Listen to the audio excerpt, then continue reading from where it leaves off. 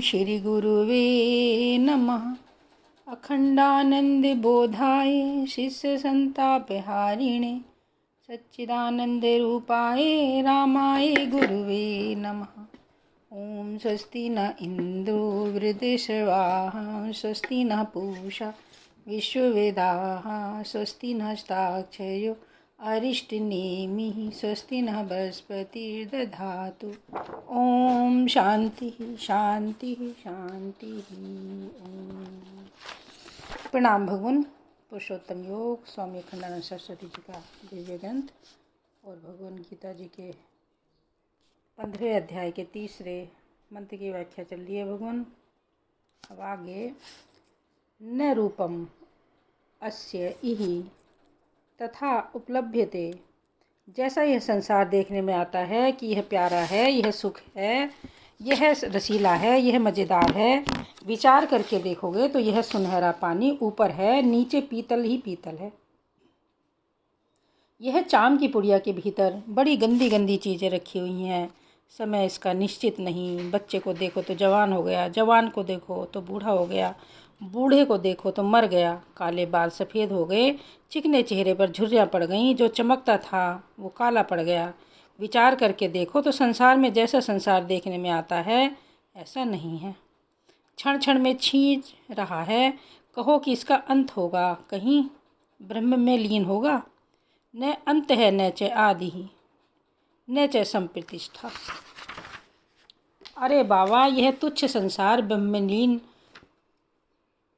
नहीं होगा। बंध्या पुत्र मरकर किसमें लीन होगा? मृग तृष्णा का मरीचिका का जो जल है वह क्या मरुस्थल में लीन होगा? यह नीलिमा क्या आकाश में कभी लीन होगी? सो यह कहीं लीन होने वाला भी नहीं। कहीं से निकला है क्या? अच्छा, बंध्या पुत्र के बाप का नाम बताओ। न च संप्रतिष्ठा। यह अपने अधिष्ठान में अध्यस्त है। अधिष्ठान में इसकी कोई सत्ता ही नहीं है। पर न होने पर भी यह संसार निर्वृत्त नहीं होता। क्यों नहीं होता? सभी ऋण मूलम। जब देखो तब हम उसी का ध्यान कर रहे हैं। यह ध्यान का भूत है। माने दुनिया का ध्यान करते करते यह दुनिया सच्ची बनकर हमारे सामने आ खड़ी हुई है। वासनाएं इसका मूल हैं। जब सोचने लगोगे कि इसके बिना हम मर जाएंगे तो सचमुच मर जाओगे, और सोचोगे कि इसके बिना दुखी हो जाएंगे तो सचमुच दुखी हो जाओगे। और सोचोगे कि कुछ भी नहीं है, इसमें क्या रखा है। यह दीनता, यह हीनता, यह मलिनता अपने अंदर मानी हुई, मंजूर की हुई है।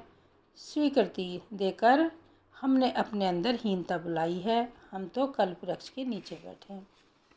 एक आदमी घूमता फिरता कोई कल्प वृक्ष के नीचे पहुंच गया। पसीना हो रहा था, भूख प्यास लग रही थी, बड़ा व्याकुल था, पर कल्प वृक्ष को पहचानता नहीं था। वहाँ उसने सोचा ठंडी हवा बहे तो बहुत बढ़िया।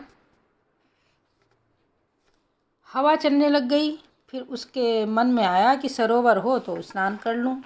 सरोवर प्रकट हो गया। फिर सोचा कि मेवा मिश्री हो तो खाएं। पूरियाँ की पूरियाँ बरसने लगी।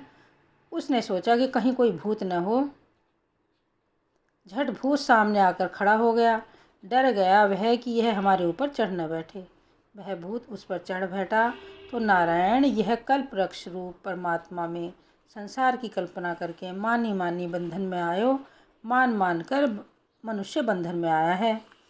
अपनी मान्यता, अपनी वासनाएं, अपने कर्म संस्कार बड़ा मजबूत हो गए हैं। उसको काटने का एक उपाय है। दास कबीर जतन से ओढ़ी, ज्यों के त्यों धर दीनी चदरिया। यह नहीं समझना कि कोई कुल्हाड़ लेकर संसार को मारना पड़ेगा। असंगता का विमर्श ही असंग शस्त्र है। यह जो आत्मा है यह हड्डी मांस चाम का बना हुआ नहीं है, इंद्रियों का बना हुआ नहीं है, मनोवृत्तियों का बना हुआ नहीं है।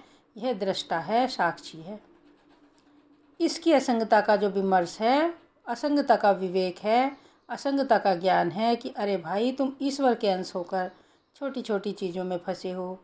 अपने बाप का नाम बदनाम करते हो। गांधी जी का एक बेटा था, वह 2-2 रुपया आकर मांगता था। बीच में कभी मुसलमान हुआ, कभी हिंदू हुआ, शराबी हो गया, तो यह बाप की बदनामी हुई कि नहीं।